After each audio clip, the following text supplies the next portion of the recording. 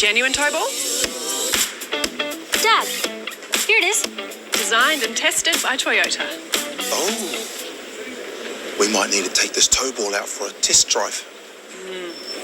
Good thinking.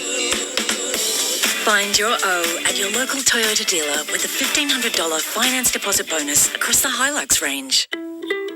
Toyota.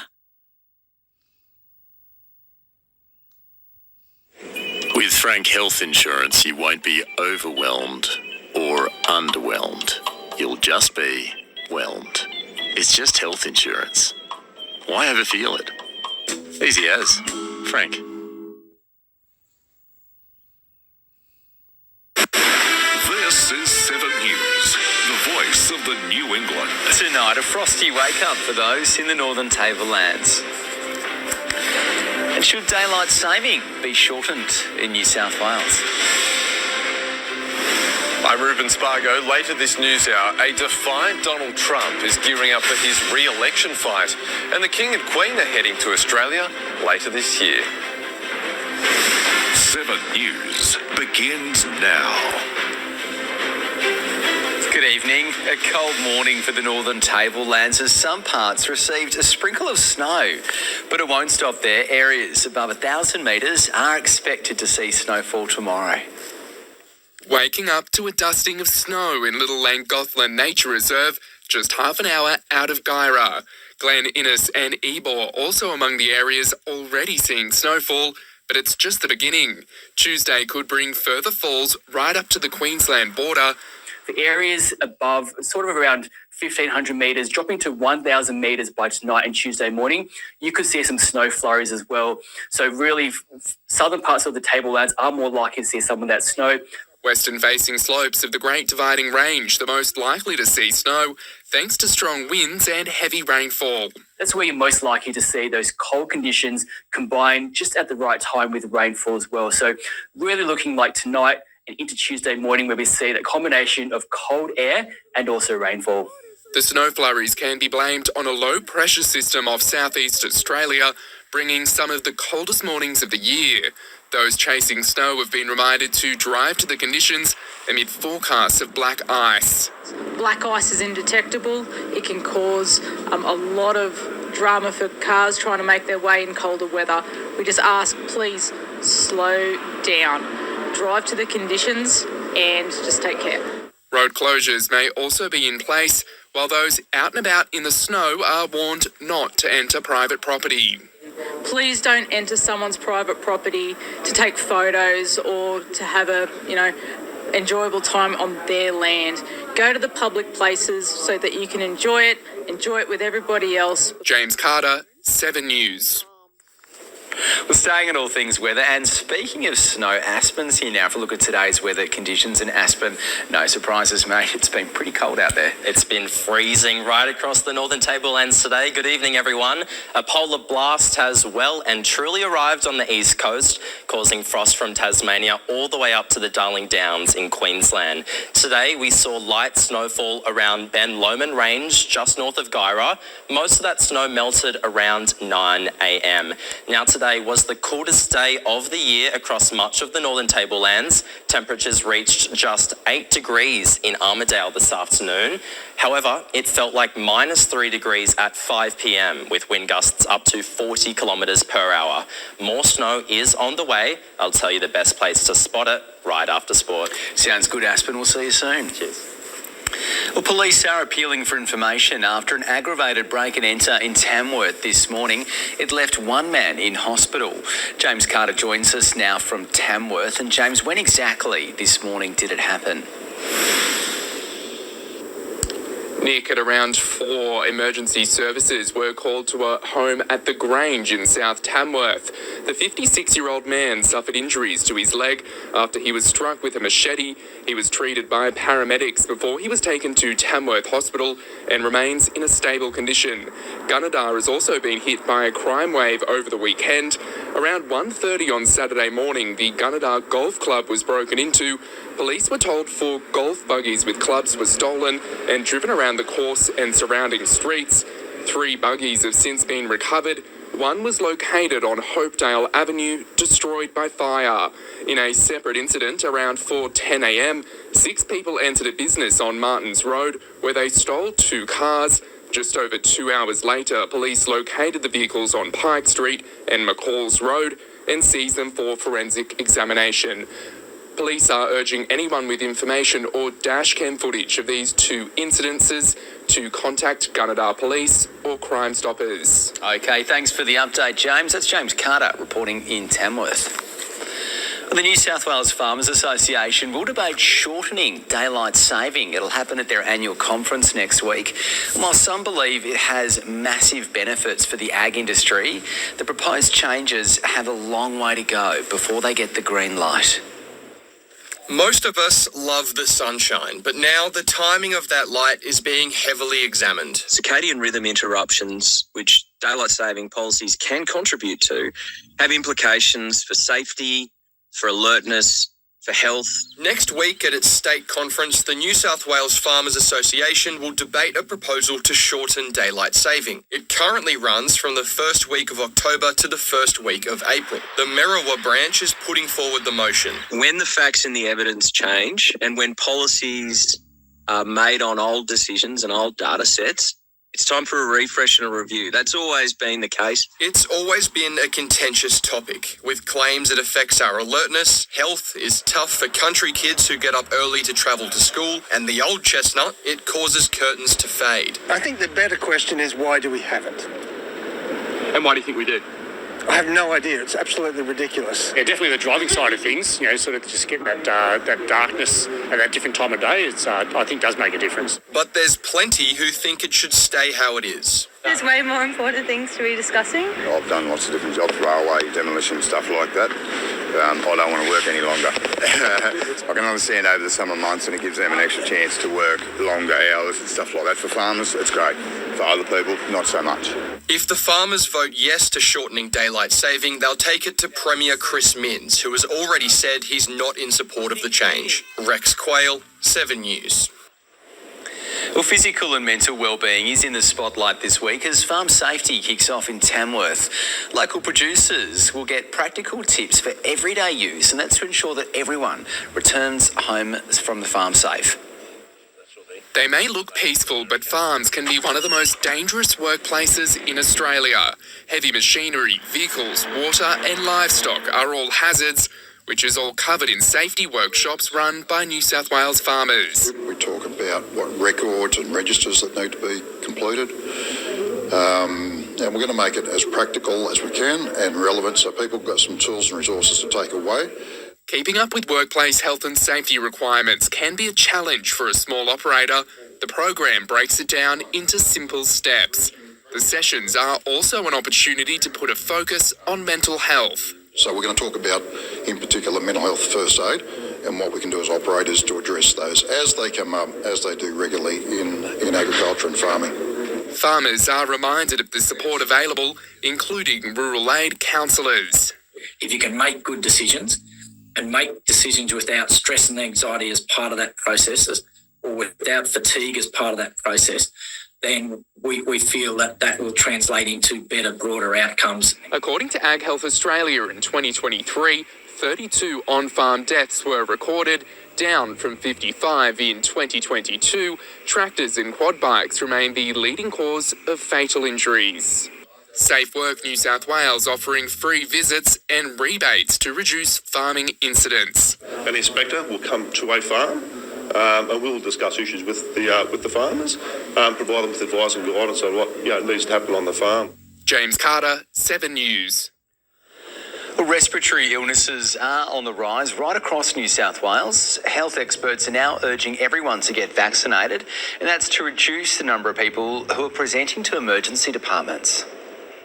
Influenza illness levels remain high across all age groups in the community, but people under the age of 16 are being hit the hardest. It's very obvious to parents that children are walking germ machines, and those that are under 16, and particularly small children, I guess get sickest quickest. New South Wales Health is asking families to vaccinate for respiratory illnesses during the school holidays. Health experts say it's an opportune time to prepare for the upcoming school term. The vaccine takes between 10 to 14 days to work.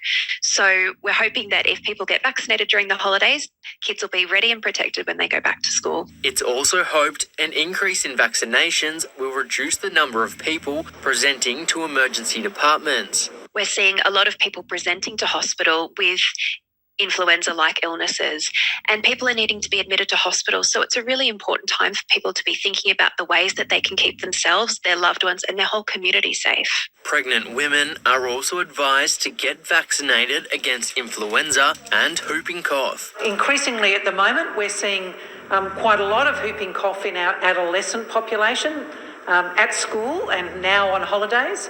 So we're certainly recommending Boostrix to, again, pregnant women. Hugh Pearson, 7 News. Well, still to come in 7 News, a horror encounter with a deadly brown snake, and the Junior Academy kicks off in the country music capital. And a little later this news hour, Donald Trump prepares to accept the Republican nomination for president. Joe Biden called for America to cool down in a rare address. Police make a shocking discovery in a car park, and the King and Queen's itinerary for their Australia visit revealed.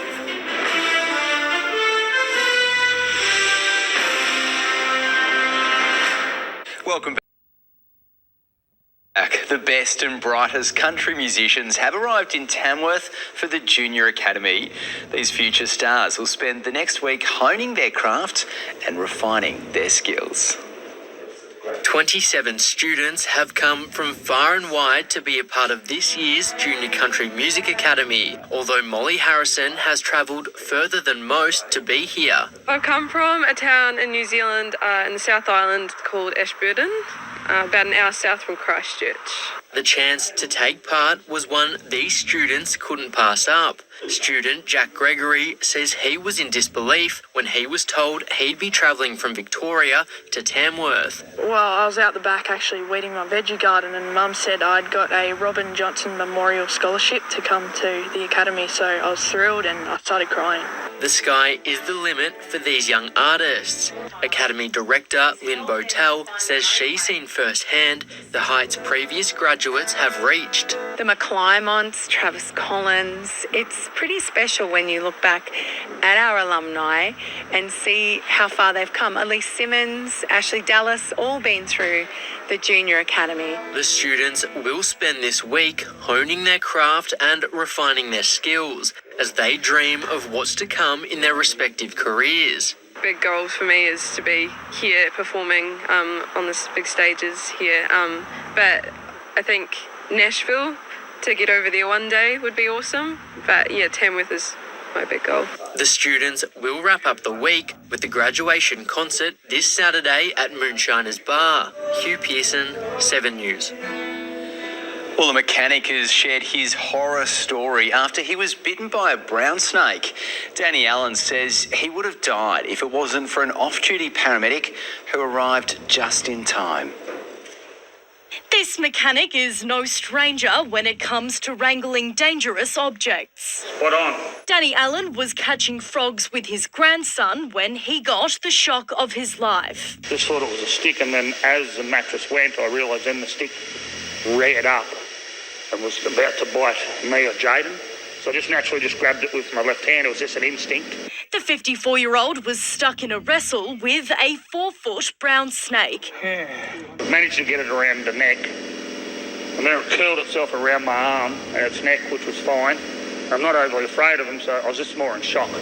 After releasing the snake, Mr. Allen told his daughter something felt off. He began slipping in and out of consciousness. With his heart rate slowing, time was of the essence. Hun, I'm here. We can hear us all right. Can you hear me? Emergency services told the family they'll have to wait for the next available ambulance. An off-duty paramedic heard the notification on his drive home from dinner. I've said I'll proceed in my own vehicle at that stage because night shift would be logging on in about 15 minutes. Proceeded on scene to find the male patient was quite unwell, looking quite poorly perfused, seeing people that weren't there and showing, exhibiting all the signs of severe envenomation. Fire and rescue arrived on scene, lending a hand loading him into the back of the paramedics' car. After 12 hours in emergency and a handful of days recovering in intensive care, Mr. Allen is back on the tools, but won't be fully recovered for another 12 months. He says he wouldn't be here today if it wasn't for his heroes in uniform. I probably would just fell over and no one would have known that I got bitten by a snake. So it was really good. So it's just, thank you to everybody. I really appreciate it. Sometimes few and far between getting the thanks, but yeah, it is definitely nice to hear. Phoebe Worthley, 7 News. Well, up next in sport, Inverell's Jock Campbell signs on for another year. And Conrad Star shines as the Pirates sink the Highlanders. Tomorrow on Sunrise, the online sale of the year. Your exclusive first look at the best deals on the biggest brands. Up to 60% off your favourite products, plus the Hollywood Showdown of the year. Hugh Jackman and Ryan Reynolds are dropping in. See you in the morning. Welcome back. Inverell's Jock Campbell has signed a 1-year contract extension with the Queensland Reds, keeping him at Brisbane until the end of 2025. The news kicks off a huge week for the Queensland Reds as they prepare for their historic clash against Wales on Friday night.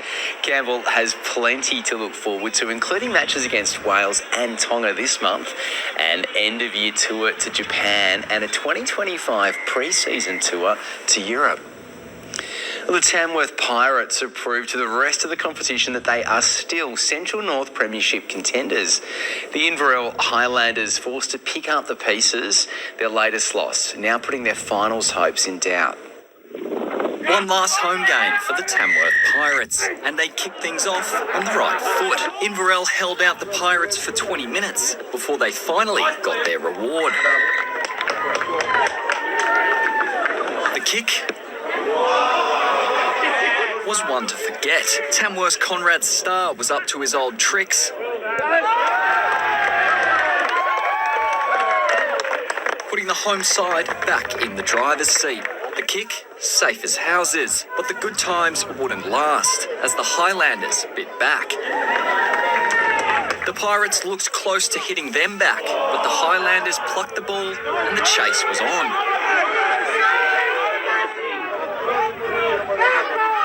They'd make it to the line, a perfect end to the half, leading 15-10.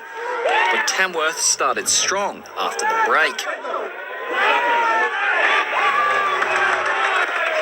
One became two inside minutes.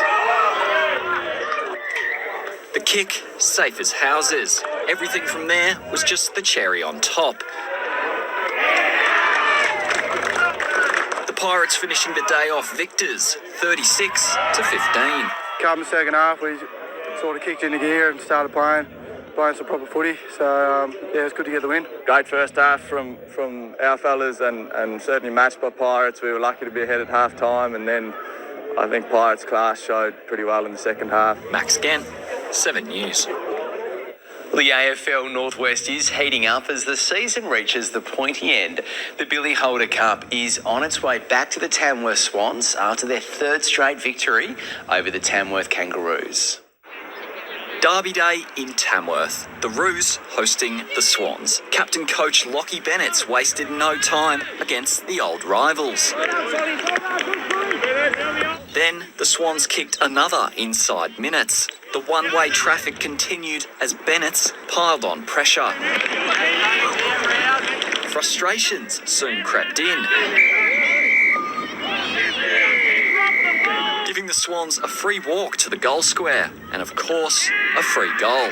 The smaller field meant more points from point blank. Lockie Bennett's then securing his fourth of the day.